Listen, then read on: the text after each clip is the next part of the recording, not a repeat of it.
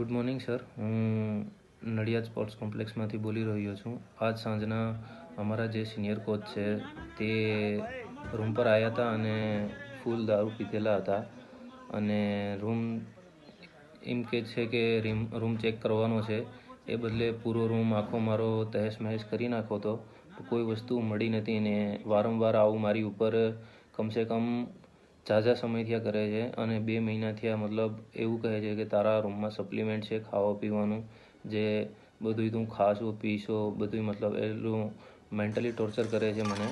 અને આ પ્રત્યે મતલબ આજ રોજ સાંજના આવી અને મને મારેલો છે, એટલે મને વધારે બી લાગેલું છે પાછળ. અને પૂરો મતલબ સર એકદમ ફૂલ હતા, બહુ વધારે જ દારૂ પી ગયા હતા સાંજે. અહીંની ભેગા બી કોઈ બીજા 2 કોચેસ હતા, ટોટલ 4 કોચ હતા, એટલે આજ સાંજે પીને આવ્યા હતા અને મને બહુ ગંભીર રીતે મારેલો હતો આજ સાંજે. એટલે આવું વારંવાર થાય છે. આની પહેલાં બી મને પણ ઘણીવેરી ધમકી આપેલી હતી, એટલે મેં આજ સાંજે પોલીસ સ્ટેશનમાં મને આજ રાતે માર્યો, એટલે મેં પોલીસ સ્ટેશનમાં મારી ફરિયાદ નોંધાવી છે કે સર મારી ઉપર આવું થયું છે ને આટલા ટાઈમથી થાય છે, તો મારી ફરિયાદ લેવાની છે. અને અત્યારે આની આગળ બી અમારા જે કોચ હતા, જે એક્સપર્ટ કોચમાં હતા અજીમન સર, એને બી અહીંથી કાઢવા માટે નવા પ્રયત્નો કર્યા હતા અને એને અહીંથી કાઢ્યા છે. એની પહેલાં બી એક છોકરી હતી, અત્યારે ડીવાયએસપીની જોબ બજાવી રહી છે, સરિતા ગાયકવાડ નામ છે, એની પાછળ બી આ રીતનું જ મતલબ આક્ષેપ નાખેલા હતા, સેક્સ્યુઅલ હરાસમેન્ટના બીજા ઘણા બી લઈને એકારે એવું કરીને. કારણ કે કાસ્ટવાદ બહુ કરે છે સર, અને આવું વારંવાર કરે છે. એવું નહીં કે 1-2 વખત હોય તો હું લેટ ગો કરું છું, પણ હજી સુધી કોઈ સરની સામે બોલવાની હિંમત નહીં કરી. કારણ કે એનું રીઝન છે કે અહીંથી વિધાઉટમાં નામ લખી દે છે તો છોકરાઓને કાઢી નાખે છે. મને બી વારંવાર કહે છે, પણ કોઈ સરની સામે ઊભું રહેવા માટે તૈયાર નથી, કે બહુ પાવરફુલ છે કે ભાઈ જે મતલબ સત્તામાં આવે કે આને રાખવો છે ને આને કાઢી નાખવો છે, તો એ રીતનું ડિસિઝન લે.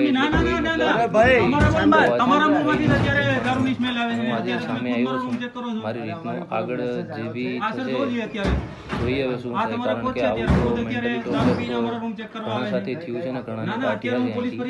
હવે આગળ જોઈએ શું થાય. અને મારે કહેવાનું એ છે, મેઇન પોઈન્ટ એ છે કે અત્યારે એને સાંજે દારૂ પીને મને માર્યો છે, તો એનું બ્લડ ટેસ્ટ કરાવો અને એક કમિટી બેહાડો અને આનું આ સર છે એનું તમે લોકો મતલબ કહો કે આ રીતનું મતલબ અહીંયા અનલીગલ છે, તો એ બોયઝ હોસ્ટેલમાં આવીને રાતના 2-2, 3-3 વાગે આવીને મારે છે, આવી ધમકી આપી જાય છે કે તમારે અહીંયા રહેવાનું નહીં, નીચલી કાસ્ટના છો, આવું છે તેવું છે. ઘણી વસ્તુ એવી છે કે એના લીધે બધા લોકોને અહીંયા ઘણા છોકરાઓને તકલીફ થાય છે. અને તમે એક છોકરાને પૂછીને પાકી માહિતી લ્યો, કારણ કે એ સરની સામે માહિતી ન લેતા. એનું રીઝન છે કે કોઈ સરની સામે બોલવા માટે તૈયાર નથી. કોચેસને બી તમે પૂછો મારા રૂમમાં શું થયું હતું, અને એકાંતમાં પૂછો. એવી મારું અનુમાન કહેવાનું છે કે ત્યારે દારૂની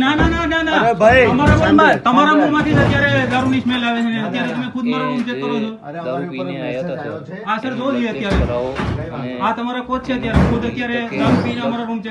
સાંજે માર્યા છે, એટલે આવી શકે. આજ બી મારી પાસે 10 થી 11 કલાકનો ટાઈમ છે, મતલબ બ્લડમાં એટલો ટાઈમ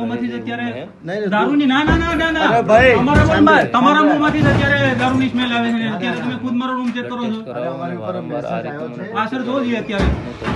આ તમારા કોચ છે, અત્યારે ખુદ અત્યારે દારૂ પીને અમારા રૂમ ચેક કરવા આવે છે. ના અત્યારે હું પોલીસ ફરિયાદ કરવાનો છું, ઠીક છે.